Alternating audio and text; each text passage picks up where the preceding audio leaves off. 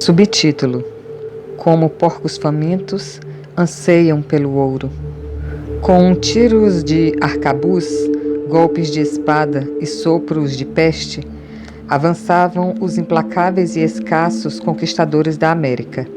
É o que contam as vozes dos vencidos.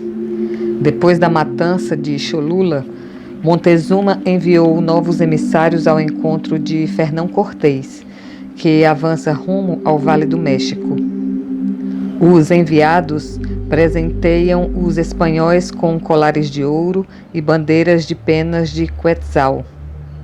Os espanhóis, abre aspas, deleitavam-se, como se fossem macacos, levantavam o ouro, como que se encantassem, gestos de prazer, como que se lhe renovasse e iluminasse o coração. Como que certo é que isso desejam com muita sede.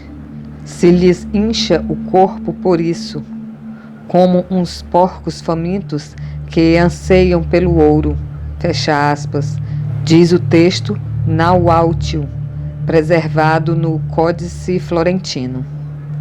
Mais adiante, quando Cortés chega a Tenochtitlan, a esplêndida capital asteca de 300 mil habitantes, os espanhóis entram na Casa do Tesouro, aspas, e logo fizeram uma grande bola de ouro e puseram fogo, incendiaram, atearam fogo a tudo que restava, por mais valioso que fosse, com o que tudo ardeu. Em relação ao ouro, os espanhóis o reduziram a barras, fecha aspas. Houve guerra e finalmente Cortés, que havia perdido Tenochtitlan, a reconquistou em 1521, aspas, e já não tínhamos escudos, já não tínhamos bordunas, e nada tínhamos que comer, já nada comíamos, fecha aspas. A cidade devastada, incendiada e coberta de cadáveres, caiu, aspas. Com os escudos foi o seu resguardo, mas nem com os escudos pôde ser sustentada a sua solidão. Fecha aspas. Fernão Cortés, que se horrorizara ante os sacrifícios dos indígenas de Vera Cruz, que queimavam entranhas dos meninos para oferecer a fumaça aos deuses, todavia não houve limites para a sua própria crueldade na cidade reconquistada. Aspas, e toda a noite choveu sobre nós, fecha aspas, mas a forca e o tormento não foram suficientes. Os tesouros arrebatados não preenchiam nunca as exigências da imaginação, e durante muitos anos escavaram os espanhóis o fundo do Lago do México em busca do ouro e dos objetos preciosos que os índios teriam escondido. Pedro de Alvarado e seus homens atiraram-se sobre a Guatemala e, aspas, eram tantos os índios que mataram que se fez um rio de sangue, que vem a ser o Olintepec, fecha aspas, e também, aspas, o dia tornou-se vermelho pelo excesso de sangue que houve naquele dia, fecha aspas. Antes da batalha decisiva, e abre aspas, visto que os índios atormentados disseram que os espanhóis que não os atormentassem mais, que ali havia muito ouro, prata, diamantes e esmeraldas, que tinham os capitães Neaíbe, Isquim, Neaíbe feito águia e leão, e logo deram aos espanhóis e ficaram com eles. Fecha aspas. Antes de Francisco Pizarro degolar o Inca Atahualpa e cortar a sua cabeça, arrancou-lhe um resgate em, aspas, pilhas de ouro e de prata que pesavam mais de 20 mil marcos de prata fina, 1.326.000 escudos de ouro finíssimo, fecha aspas. Depois lançou-se sobre Cusco. Seus soldados acreditavam entrar na cidade dos Césares, tão deslumbrante era a capital do Império Inca, mas não demoraram em saquear o Templo do Sol. Aspas, forcejando, lutando entre si, cada qual procurando levar a parte do leão do tesouro, os soldados com camisa de malha pisoteavam joias e imagens, Martelavam os utensílios de ouro para reduzi-los a um formato mais fácil e manejável.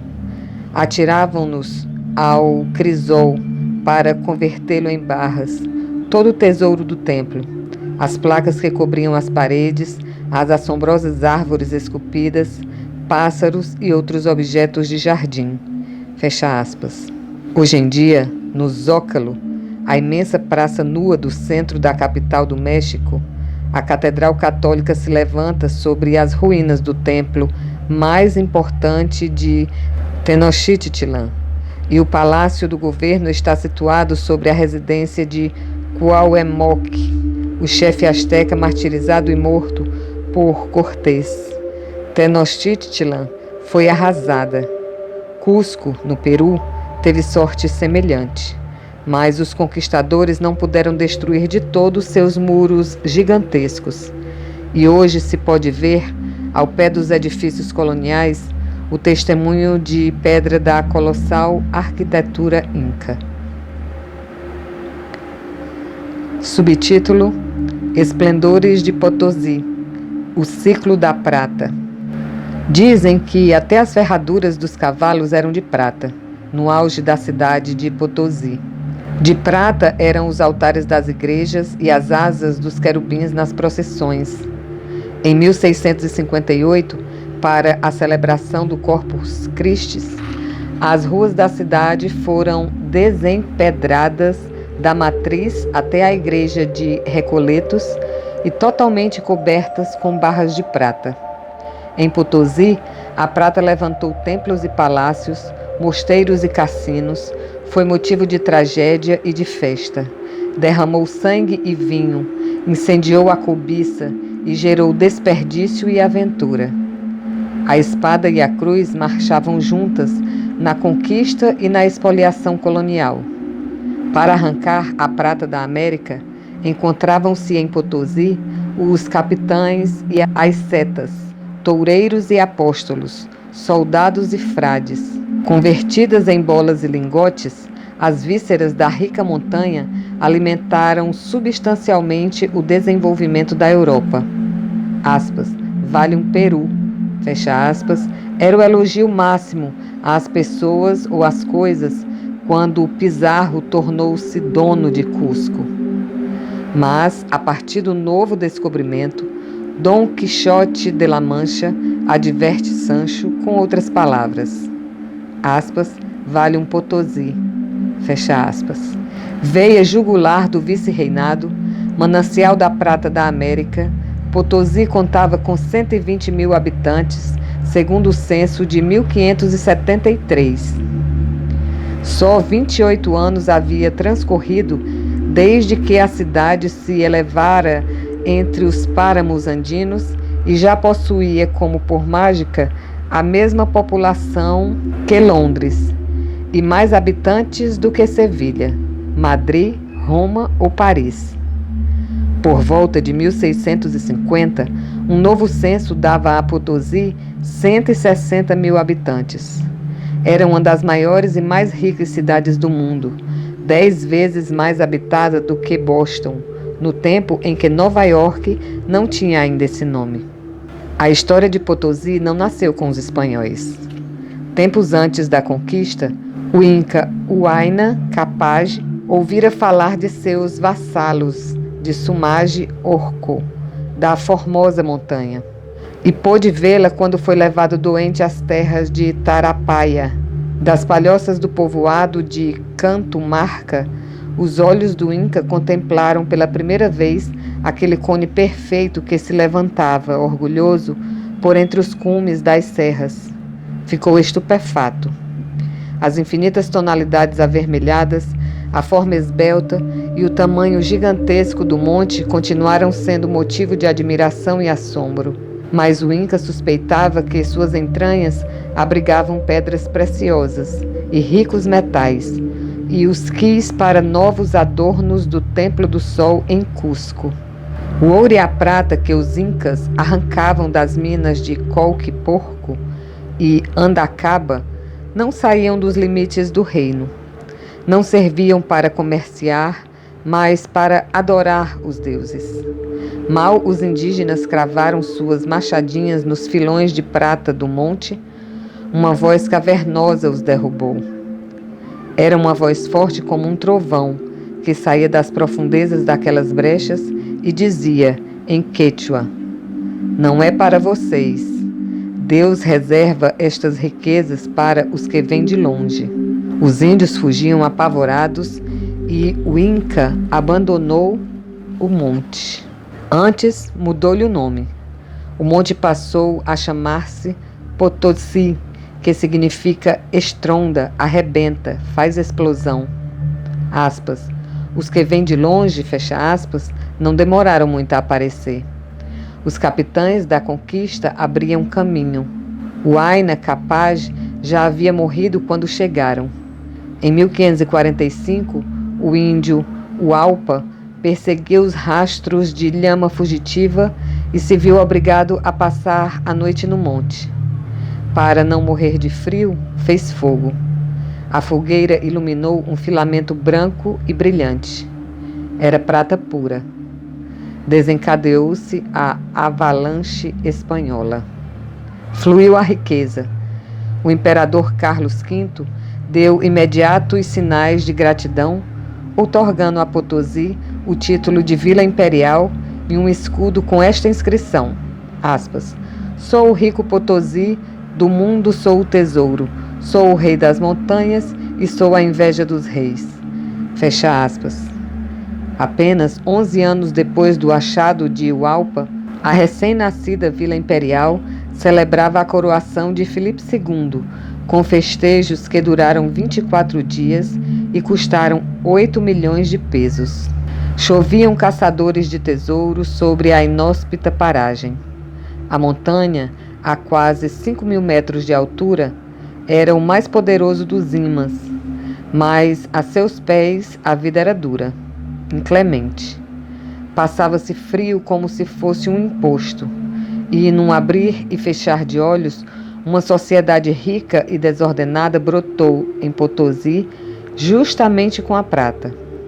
O auge e turbulência do metal, Potosí passou a ser, aspas, o nervo principal do reino, fecha aspas, como definiu o vice-rei Furtado de Mendonça. No começo do século XVII, a cidade já contava com 36 igrejas esplendidamente ornamentadas, 36 casas de jogos e 14 escolas de dança. Os salões, teatros e tablados para as festas ostentavam riquíssimos tapetes, cortinas, brasões e obras de ourivesaria. Dos balcões pendiam damascos coloridos e trançados de ouro e prata. As sedas e os tecidos vinham de Granada, Flandres e Calábria. Os chapéus de Paris e Londres. Os diamantes do Ceilão. As pedras preciosas da Índia, as pérolas do Panamá, as meias de Nápoles, os cristais de Veneza, os tapetes da Pérsia, os perfumes da Arábia e a porcelana da China. As damas rebrilhavam com joias de diamantes, rubis e pérolas. Os cavalheiros ostentavam tecidos bordados na Holanda. Às touradas seguiam-se os jogos de argolinha e nunca faltavam os duelos no estilo medieval, rixas de amor e de orgulho, com elmos de ferro incrustados de esmeraldas e vistosas plumagens, arreios e estribos de filigrana de ouro, espadas de Toledo e cavalos chilenos paramentados com todo luxo. Em 1579, queixava-se o ouvidor Matienzo, aspas, nunca faltam, dizia, novidades, safadezas e atrevimentos, fecha aspas. Por esta época, havia em Potosí 800 jogadores profissionais e 120 prostitutas célebres, a cujos resplandecentes salões acorriam os mineiros ricos.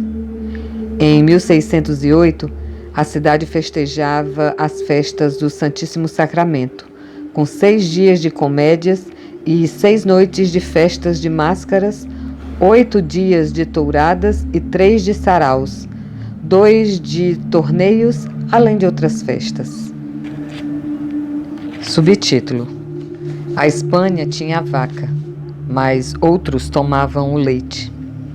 Entre 1545 e 1558, descobriram-se as férteis minas de prata de Potosí, na atual Bolívia, e as de Zacatecas e Guanajuato, no México.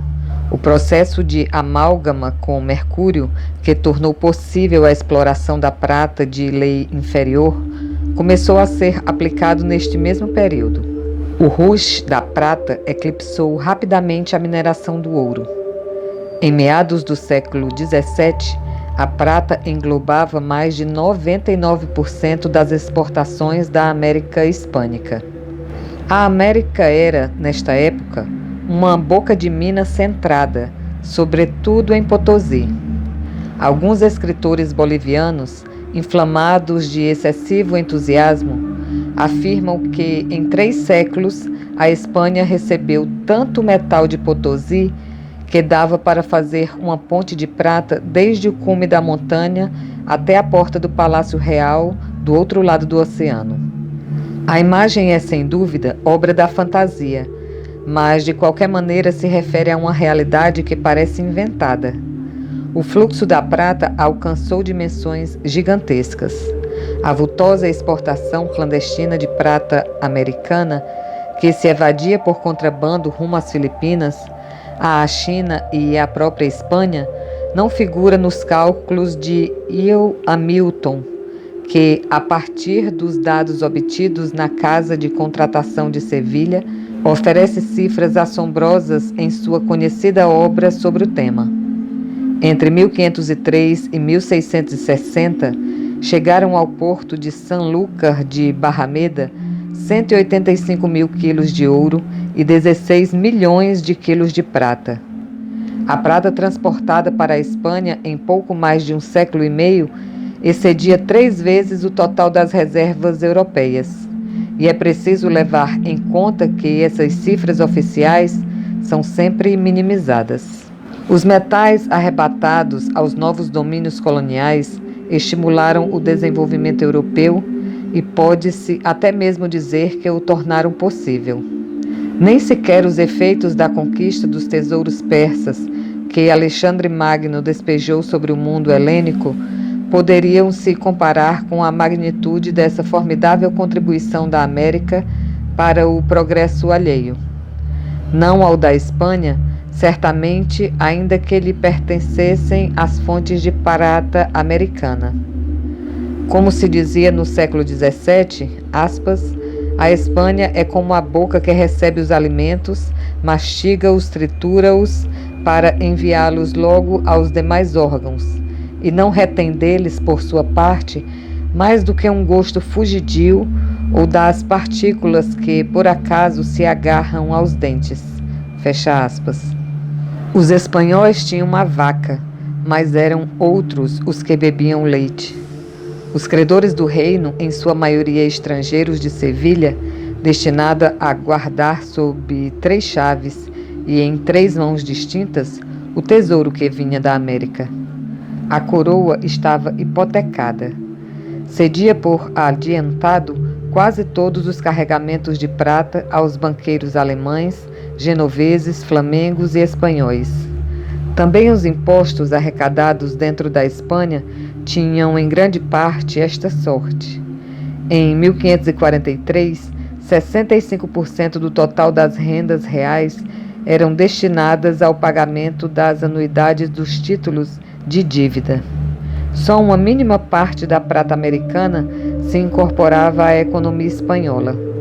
Embora fosse formalmente registrada em Sevilha, parava em mãos do Fugger, poderosos banqueiros que adiantaram ao Papa os fundos para terminar a Catedral de São Pedro, e de outros grandes usuários da época, no estilo dos Welser, os Schitz, os Grimaldi. A prata destinava-se também ao pagamento das exportações de mercadorias não espanholas com destino ao Novo Mundo. Embora houvesse a grande ilusão de prosperidade, aquele império rico tinha uma metrópole pobre. A coroa abria em todos os lugares frentes de guerra, enquanto a aristocracia se consagrava ao desperdício. Multiplicavam-se em solo espanhol padres e guerreiros, nobres e mendigos, no mesmo ritmo frenético em que aumentavam os preços e as taxas de juro. A indústria morria ao nascer, naquele reino, vastos latifúndios estéreis, e a enferma economia espanhola não podia resistir ao brusco impacto da alta demanda de alimentos e mercadorias, inevitável consequência da expansão colonial. O grande aumento dos gastos públicos e a asfixiante pressão das necessidades de consumo nas possessões de ultramar intensificavam o déficit comercial e deflagravam a galope a inflação. Colbert escrevia, aspas, quanto mais comércio com os espanhóis tem um Estado, mais prata tem, fecha aspas. Havia uma intensa luta europeia pela conquista do mercado espanhol, que oferecia, além disso, o mercado e a prata da América.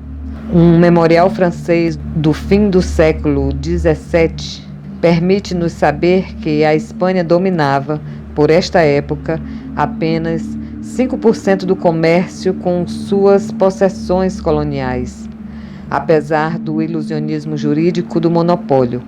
Cerca de 1/3 do total estava em mãos holandesas e flamengas, 1/4 parte pertencia aos franceses, os genoveses controlavam mais de 20%, os ingleses 10% e os alemães um pouco menos. A América era um negócio europeu. Carlos V, herdeiro dos Césares no Sacro Império, por eleição comprada, só havia passado 16 dos 40 anos de seu reinado na Espanha. Aquele monarca de queixo proeminente e olhar de idiota, que subira ao trono sem conhecer uma só palavra do idioma castelhano, governava rodeado por um séquito de flamengos vorazes, aos quais dava salvo-conduto para tirar da Espanha mulas e cavalos carregados de ouro e joias, e também compensando-os com a outorga de dioceses e arquidioceses, títulos burocráticos e até a primeira licença para levar escravos negros às colônias americanas. Lançando-se à perseguição do demônio por toda a Europa, Carlos V gastava o tesouro da América em suas guerras religiosas. A dinastia dos Habsburgos não se extinguiu com sua morte. A Espanha teria de padecer os reinados dos austríacos durante quase 2 séculos. O grande guia da Contra-Reforma foi seu filho, Filipe II. Do seu gigantesco palácio mosteiro do Escorial, nas encostas de Guadarrama, Felipe II pôs em funcionamento em escala universal a terrível maquinaria da Inquisição e lançou seus exércitos sobre os centros de heresia. O calvinismo tomava conta da Holanda, Inglaterra e França, e os turcos encarnavam o perigo do retorno da religião de Alá. O salvacionismo custava caro. Os poucos objetos de ouro e prata, maravilhas da arte americana, que não chegavam fundidos do México ou Peru, eram rapidamente arrancados da casa de contratação de Sevilha e lançados às bocas dos fornos.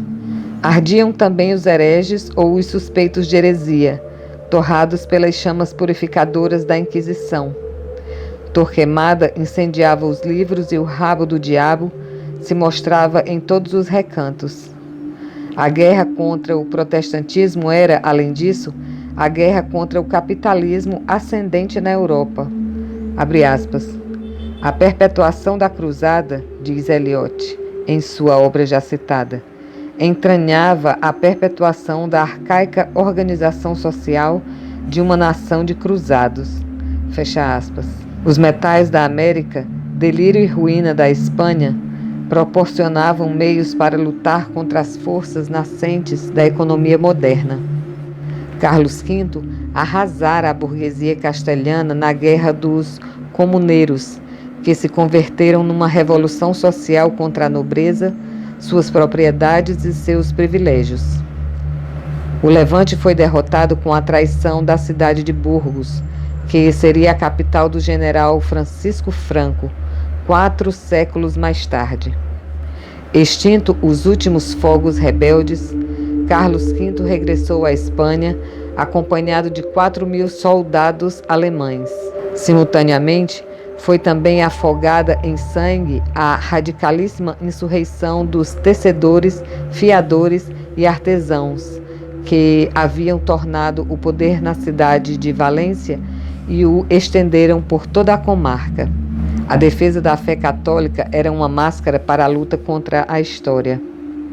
A expulsão dos judeus havia privado a Espanha, no tempo dos reis católicos, de muitos artesãos hábeis e de capitais imprescindíveis. Isto é mais importante que a expulsão dos árabes em 1609, embora mais de 275.000 mouros fossem empurrados para a fronteira, tendo desastrosos efeitos sobre a economia valenciana e arruinando os férteis campos do sul do Ebro, em Aragão. Anteriormente, Filipe II tinha escorraçado, por motivos religiosos, milhares de artesãos flamengos, convictos ou suspeitos de protestantismo. A Inglaterra os acolheu em seu solo e ali deram um importante impulso às manufaturas britânicas. Como se vê, as enormes distâncias e as difíceis comunicação não eram os principais obstáculos que se opunham ao progresso industrial da Espanha. Os capitalistas espanhóis se convertiam em usuários com a compra dos títulos da dívida da coroa e não investiam seus próprios capitais no desenvolvimento industrial. O excedente econômico escorria por leitos improdutivos. Os velhos ricos, senhores de ansínio e foice, donos da terra e dos títulos de nobreza, levantavam palácios e acumulavam joias. Os novos ricos, especuladores e mercadores, compravam terras e títulos de nobreza. Nem uns nem outros pagavam impostos. Na prática, nem podiam ser presos por dívidas. Quem se dedicasse a uma atividade industrial perdia automaticamente a sua carta de fidalguia. Sucessivos tratados comerciais, assinados a partir das derrotas militares dos espanhóis na Europa, outorgaram concessões que estimularam o tráfego marítimo entre Porto de Cádiz, onde se despejavam os metais da América, e os portos franceses, ingleses, holandeses e hanseáticos. A cada ano, quase 800.000 naus descarregavam na Espanha os produtos industrializados por outros países. Levavam a prata da América e a lã espanhola, que ia para os teares estrangeiros, de onde seria devolvida já tecida pela indústria europeia em expansão. Os monopolistas de Cádiz se limitavam a remarcar os produtos industriais que expediam ao Novo Mundo. Se as manufaturas espanholas não podiam sequer atender ao mercado interno, como satisfariam as necessidades das colônias? Os tecidos de Lille e Arras, os panos holandeses, os tapetes de Bruxelas e os brocados de Florença, os cristais de Veneza, as armas de Milão e os vinhos e linhos da França, inundavam o mercado espanhol às custas da produção local para satisfazer a ânsia de ostentação e as exigências de consumo dos ricos parasitas, cada vez mais numerosos e poderosos num país cada vez mais pobre. A indústria não se desenvolvia e os Habsburgos fizeram todo o possível para acelerar a sua extinção. Em meados do século XVI, chegou-se ao cúmulo de autorizar a importação de tecidos estrangeiros, ao mesmo tempo em que se proibia toda a exportação de tecidos castelhanos, a não ser para a América. Ao contrário, como notou Ramos, muitos diferentes eram as diretrizes de Henri VIII ou Elizabeth I na Inglaterra. proibiam nesta ascendente nação a saída do ouro e da prata, monopolizavam as letras de câmbio, impediam a extração de lã e expulsavam dos portos britânicos os mercadores da Liga Hanseática do Mar do Norte. Enquanto isso, as repúblicas italianas protegiam seu comércio exterior e sua indústria mediante taxas, privilégios e proibições rigorosas. Os artesãos que desejassem sair do país eram ameaçados com a pena de morte. A ruína abarcava tudo. Dos 16 mil teares que restaram em Sevilha, em 1558, depois de Carlos V, apenas sobraram 400, quando morreu Filipe II, 40 anos depois. Os 7 milhões de ovelhas do rebanho andaluz reduziram-se a 2 milhões. Cervantes retratou em Dom Quixote de la Mancha, por muito tempo proibido na América, a sociedade da época. Em decreto de meados do século XVI, impossibilitava a importação de livros estrangeiros e impedia os estudantes de cursarem escolas fora da Espanha. Os estudantes de Salamanca reduziram-se à metade em poucas décadas. Havia 9.000 conventos e o clero se multiplicava quase tão intensamente quanto a nobreza de capa e espada. 160 mil estrangeiros monopolizavam o comércio exterior e os esbanjamentos da aristocracia condenavam a Espanha à impotência econômica. Por volta de 1630, pouco mais de 150 de duques, marqueses, condes e viscondes recolhiam 5 milhões de ducados da renda anual, que alimentavam copiosamente o brilho de seus títulos ostentosos. O duque de Medinaceli tinha 700 criados e eram 300 os servidores do grão-duque de Osuna, que, para zombar do czar da Rússia, os vestia com capotes de peles. O século XVII foi a época da desonra, da fome e das epidemias. Era infinita a quantidade de mendigos espanhóis, mas isso não impedia que também os mendigos estrangeiros afluíssem de todas as regiões da Europa. Por volta de 1700, a Espanha já contava com 625 mil fidalgos, senhores de guerra, embora o país se esvaziasse. Sua população tinha se reduzido à metade em pouco mais de 2 séculos, e era equivalente à da Inglaterra, que no mesmo período havia duplicado. 1700 assinala o fim do regime dos Habsburgos. A bancarrota era total. Desemprego crônico, grandes latifúndios, moeda caótica, indústria arruinada, guerras perdidas e tesouros vazios. Não se conhecia a autoridade central nas províncias. A Espanha, que defrontou Filipe V, estava, aspas, pouco menos defunta que seu amo morto, fecha aspas. Os Borbons deram à nação uma aparência mais moderna, mas em fins do século XVII, o clero espanhol tinha nada menos que 200 mil membros e o resto da população improdutiva não detinha seu massacrante desenvolvimento às expensas do subdesenvolvimento do país. Por esta época, havia ainda na Espanha mais de 10 mil povoados e cidades sujeitos à jurisdição senhorial da nobreza e, portanto, fora do controle direto do rei. Os latifúndios e a instituição da primogenitura continuavam intactos. Continuava em pé o obscurantismo e o fatalismo. Não havia sido superada a época de Filipe IV.